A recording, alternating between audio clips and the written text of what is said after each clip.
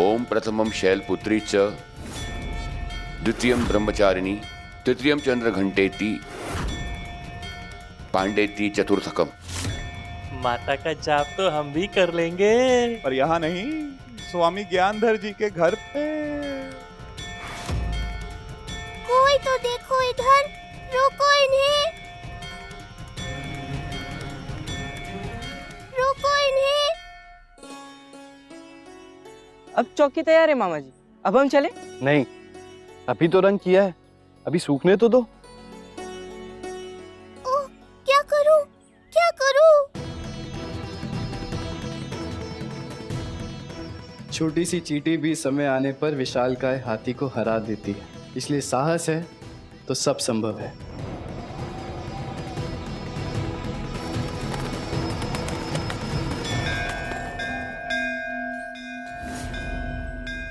ए रुको,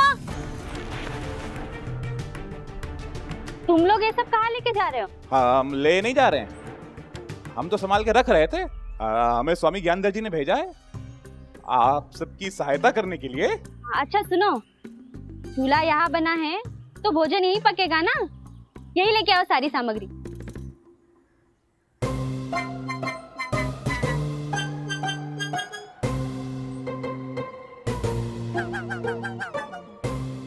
अरे सुनो, अरे वो बर्तन और सामग्री भी तो लेते आओ। चलो भाई नन्ना, हाँ, क्या करने आए थे? और क्या करने लग गए? भगवान के दरबार में आकर इंसान सब कुछ भूल जाता है, कितने कार्य बाकी हैं। आप चिंता ना करें, भोग प्रसाद तैयार करने की जिम्मेदारी हम पर छोड़ दें। परंतु गोपाल माता की चौकी लेकर अभी तक लौटा नहीं है। अम्बे मात की जय, अम्बे मात की जय, अम्बे मात की जय, अम्बे मात की जय, अम्बे मात की जय। जयकारा लगाने थोड़ी ना आए थे यहाँ। चलो धन्ना, यहाँ से खिसक लेते हैं। हाँ? चलो। अरे रुको, कहाँ चल दिए? उड़की ढेरिया कौन लाएगा? जाओ लेके आओ। प्रभु पता है ये दोनों क्या करने वाले थे? हाँ पता है, पर अब सहायता ही तो कर रहे हैं। समझ आ गया ना, सूझबूझ से बड़े संकट को टाला जा सकता है।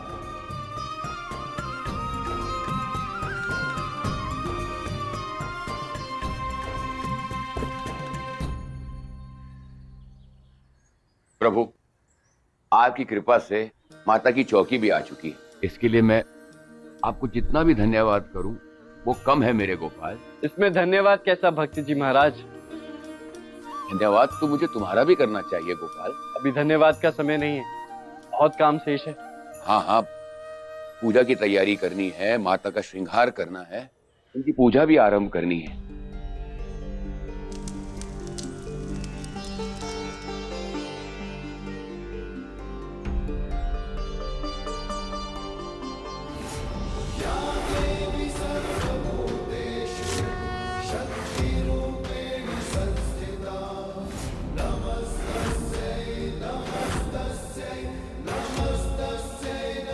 अम्बे मात की कैसी अनुपम आभा है माता की। आप अपनी तैयारी कीजिए भक्त जी महाराज, मैं सुजान के साथ जाकर लाल फूल लेके आता हूँ। ठीक, मैं गुड़ की जगह नींबू रख के आता हूँ। नींबू का रस अपना काम करेगा, फिर देखते हैं कैसे बनाती है खीर।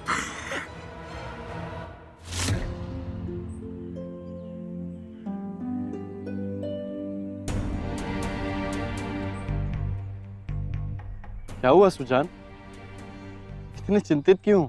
मामा जी वो मामा हूँ तुम्हारा, सब सच सच बता सकते हो।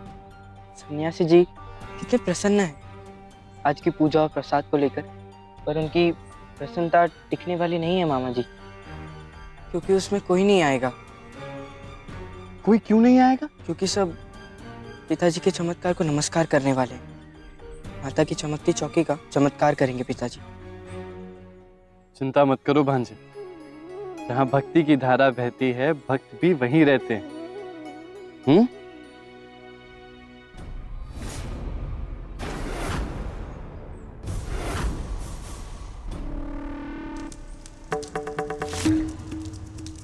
अब इसमें गुड़ और चावल डालने का समय आ गया।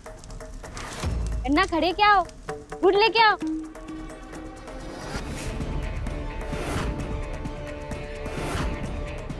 ओहो, अब क्या होगा?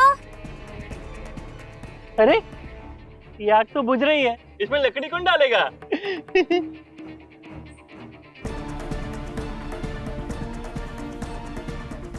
गोपाल, प्रभु गोपाल।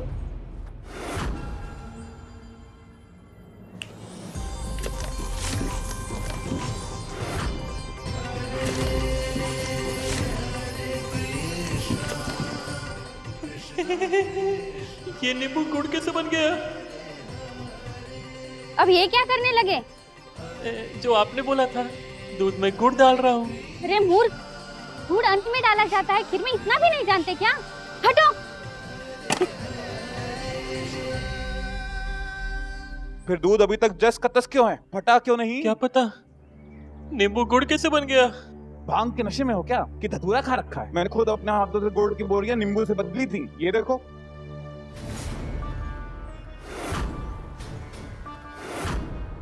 ये कैसे हो गया नन्ना? सोचो सोचो, कोई उपाय सोचो। अगर ये काम नहीं हुआ ना तो ज्ञानदर जी हमारा काम कर देंगे। अरे गांव वाले भी यहाँ आने लगे। चौकी भी सज गई, माता की स्थापना भी हो गई और लोग भी आ रहे हैं, पर जमा तो स्वामी ज्ञानधर जी के यहाँ ही होंगे। इसी में हमारी सुरक्षा है।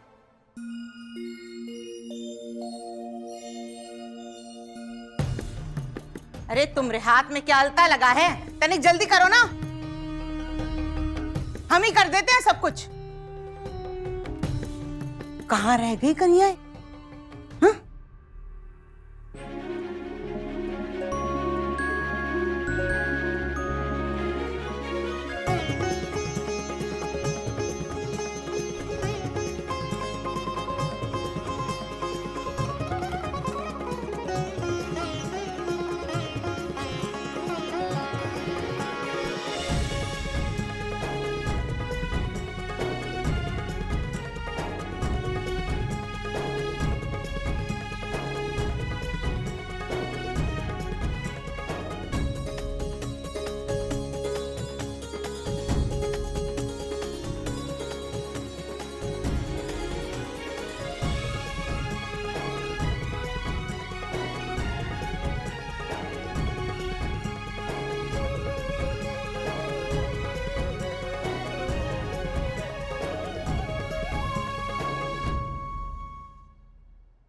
तैयार है, यहाँ तो सब तैयार है। बस एक बार गांव वाले आ जाएं, फिर उन्होंने चमत्कार देखा नहीं कि सब के सब मेरे सामने झुकने के लिए विवश हो जाएंगे।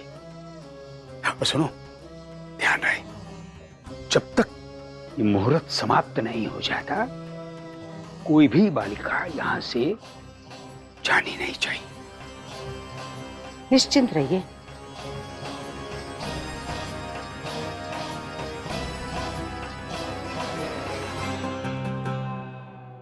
ये गांव वाले भी आते होंगे। अरे अरे रुको भैया, इधर कहाँ जा रहे हो मंदिर में? अरे आप सबको स्वामी ज्ञानधर जी ने बुलाया है ना अपने घर। पर हमें सन्यासी जी ने भी बुलाया है। हम उनका निमंत्रण कैसे ठुकरा दें? कैसी बातें कर रही हो? अगर स्वामी ज्ञानधर जी ने तुम्हें ठुकरा दिया ना तो न गांव के रहोगे न घाट के।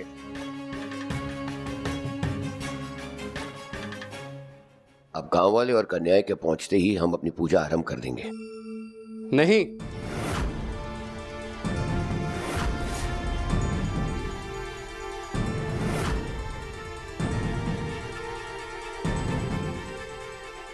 क्यों?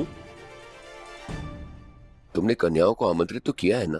हाँ भक्त जी महाराज, किंतु वो पहले ज्ञानधर जी के यहाँ जाएंगी, वहां प्रसाद ग्रहण करेंगी, फिर यहाँ आएंगी। कोई बात नहीं, जैसे माता की इच्छा। पहले हम पूजा कर लेंगे, तब तक कन्याएं आ जाएंगी, फिर कंजक पूजा के बाद हम भोग आरंभ कर लेंगे। नहीं, मैंने आपसे कहा था ना कि मैं समय आने पर कुछ कहूंगा और आपको अपना वचन निभाना होगा। तुमसे आशा भी और क्या की जा सकती है, कहो। मैं तो केवल पूजा से पहले आपसे एक बात पूछना चाहता हूँ। कौन सी बात? पूछो। माता की पूजा को लेकर सुजान के मन में कई प्रश्न घुमड़ रहे हैं। नवरात्रि के प्रत्येक 9 दिनों में किन किन देवियों को पूजा जाता है और क्यों? नवरात्रि के 9 दिनों में माता के 9 अलग अलग स्वरूपों की पूजा की जाती है। मैं समझाता हूँ, बैठो, आप सभी बैठिए।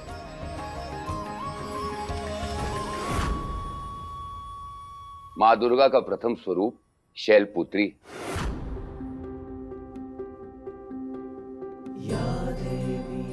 नवरात्रि के प्रथम दिवस देवी शैलपुत्री की पूजा की जाती है। हिमालय के यहाँ जन्मी, इसीलिए इन्हें शैलपुत्री कहा जाता है। माता शैलपुत्री अधिष्ठात्री देवी है। माता का दूसरा स्वरूप है ब्रह्मचारिणी।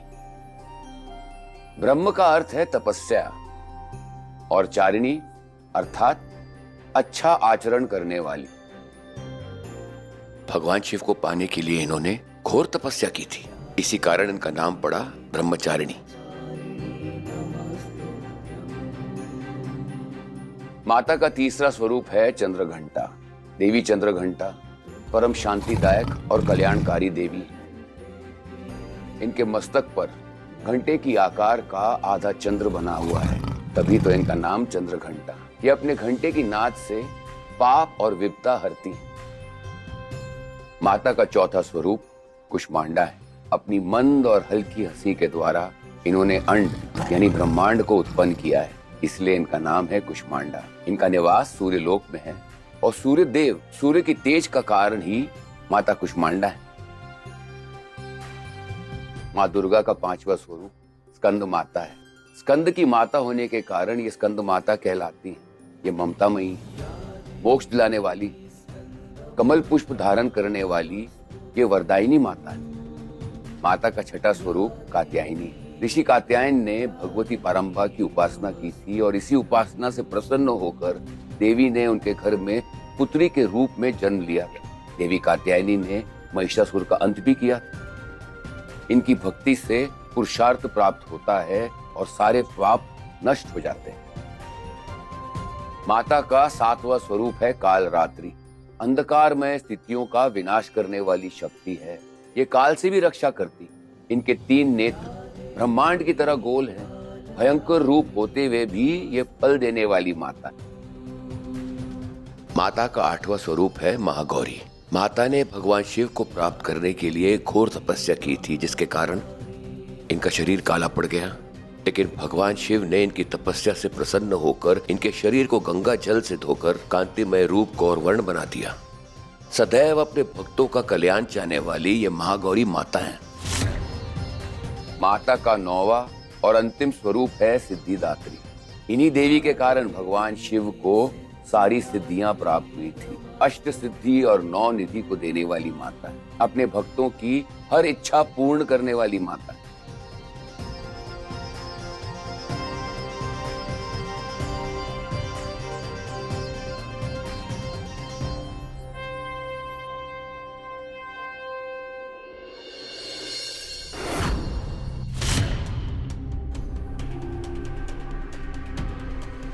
अब और कितनी प्रतीक्षा करें हम? अभी समय कहाँ हुआ है? किंतु मैंने कहा ना, ब्रिज के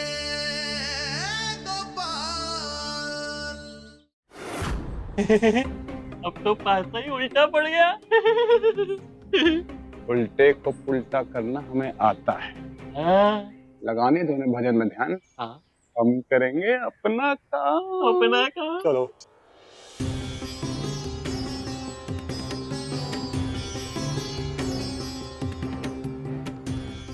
देखा नन्ना, मैंने कहा था ना उल्टे को पुल्टा कर सकता हूँ।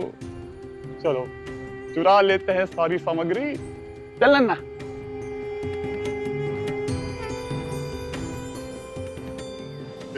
नन्ना ये गांव वालों के बीच कहाँ पहुंच गया? रहने दो। ये काम मैं अकेला ही करूंगा।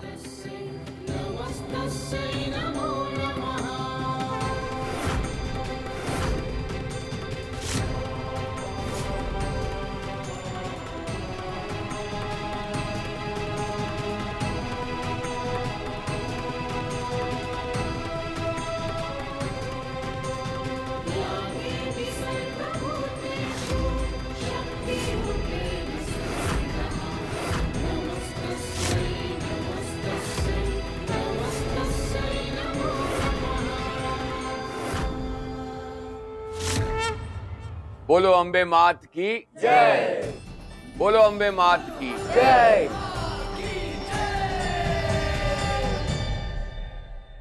लगता है भोग की खीर तैयार हो गई। पर ये कैसे बन गई? हम तो यहाँ माता के 9 रूपों के वर्णन में खो गया। मैं चावल डालना तो भूल ही गई।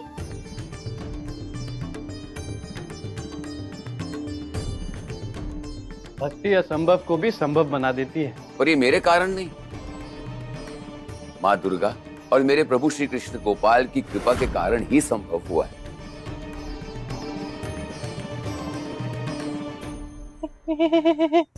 अब यहाँ से निकल जाने में ही भलाई है।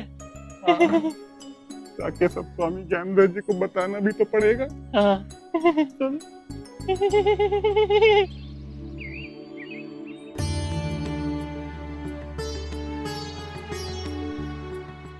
शुभ तिथि निकली जा रही।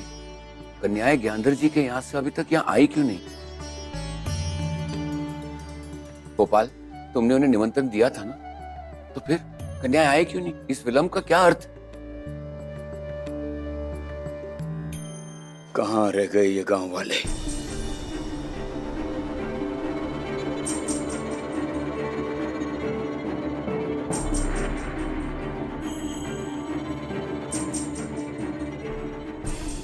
स्वामी जी, अब और कितनी प्रतीक्षा करें हम? भक्त चैतन्य जी ने भी हमें माता की चौकी करने के लिए बुलाया है। हमें देर हो रही है, वहाँ सब हमारी प्रतीक्षा कर रहे होंगे।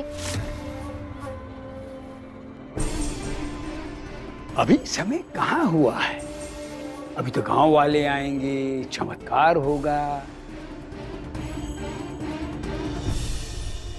किंतु मैंने कहा ना,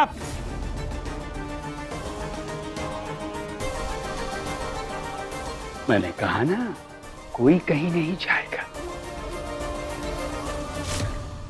कन्याएं आएंगी ना गोपाल? ज्ञानधर के घर से मुक्त होंगी तब तो वहाँ पहुँच सकेंगी ना। लगता है तुमने सच्चे मन से उन्हें आमंत्रित नहीं किया। अब हाथ जोड़ के मेरे साथ प्रार्थना करो और सच्चे मन से उन्हें आमंत्रित करो। मैं आप सभी को सादर आमंत्रित करता हूँ देवी।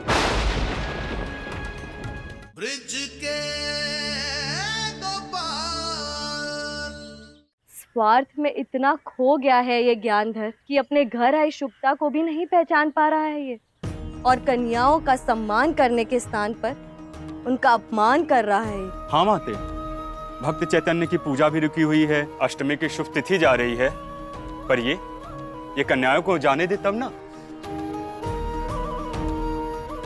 कन्याएं आएंगी ना गोपाल? किंतु कैसे? ज्ञानधर के घर से मुक्त होंगी तब तो वहाँ पहुँच सकेंगी ना। लगता है तुमने सच्चे मन से उन्हें आमंत्रित नहीं किया, तभी देवी स्वरूप कन्याएं अभी तक पहुंची नहीं। अब हाथ जोड़ के मेरे साथ प्रार्थना करो और सच्चे मन से उन्हें आमंत्रित करो। हे देवी मां, कृपा कीजिए।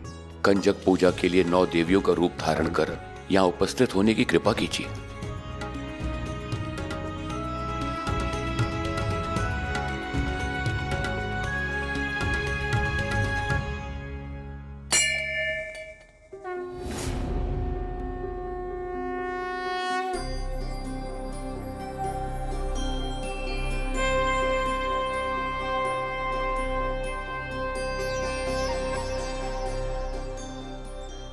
मैं आप सभी को सादर आमंत्रित करता हूँ देवी।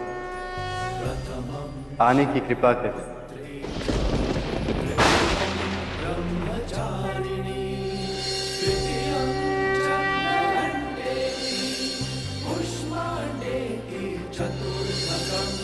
पंचमं स्कंदमादेवी, षष्ठं कात्यायनीति च, सप्तमं कालरात्रिः, महागौरीति चाष्टमं, नवमं सिद्धिदात्री च, नवदुर्गाः प्रकीर्तिताः।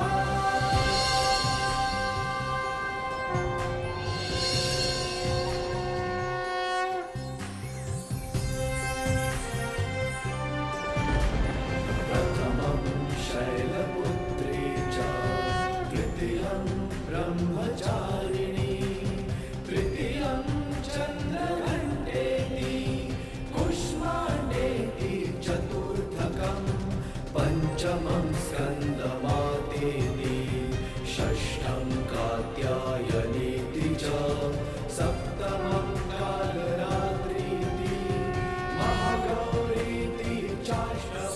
या देवी सर्वभूतेषु शक्तिरूपेण संस्थिता नमस्तस्ये नमस्तस्ये नमस्तस्ये नमो नमः।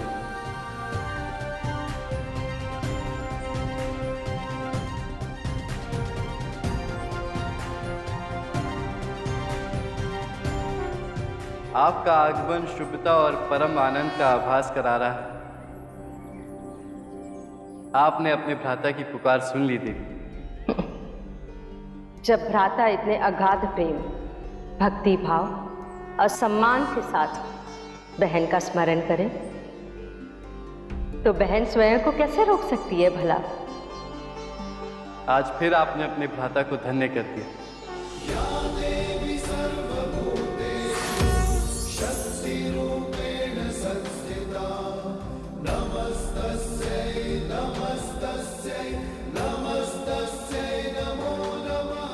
अम्बे मात की जय, अम्बे मात की जय।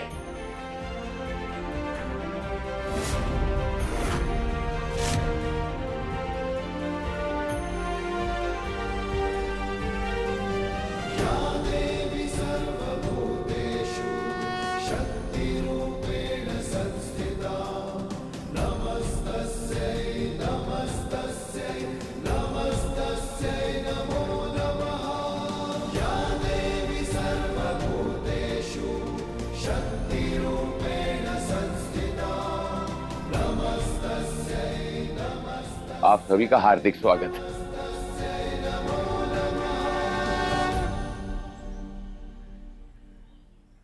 मैंने भी भक्ति की है, मुझे भी आशीर्वाद मिलना चाहिए। मेरा जो कुछ भी था वो पहले ही भगवान के नाम हो गया। सब कुछ तो भगवान का है और हम उन्हें वही अर्पित करते हैं जो उन्हीं का है। जो ईश्वर का है उस पर कोई कैसे दावा कर सकता है? पहले स्वयं को ईश्वर का सच्चा भक्त तो प्रमाणित करो। अंगारों पर चलकर अपनी भक्ति प्रमाणित करूंगा। विकारों से मुक्ति तो हर व्यक्ति को स्वयं ही लेनी पड़ती है। अब देखना ये है कि वो अहंकार की अग्नि में जलता है या स्वयं को अहंकार से मुक्त कर लेता है। मैंने भी भक्ति की है, मुझे भी आशीर्वाद मिलना चाहिए। मेरा जो कुछ भी था वो पहले ही भगवान के नाम हो गया। सब कुछ तो भगवान का है और हम उन्हें वही अर्पित करते हैं जो उन्हीं का है। जो ईश्वर का है उस पर कोई कैसे दावा कर सकता है? पहले स्वयं को ईश्वर का सच्चा भक्त तो प्रमाणित करो। अंगारों पर चलकर अपनी भक्ति प्रमाणित करूंगा। विकारों से मुक्ति तो हर व्यक्ति को स्वयं ही लेनी पड़ती है। अब देखना ये है कि वो अहंकार की अग्नि में जलता है या स्वयं को अहंकार से मुक्त कर लेता है।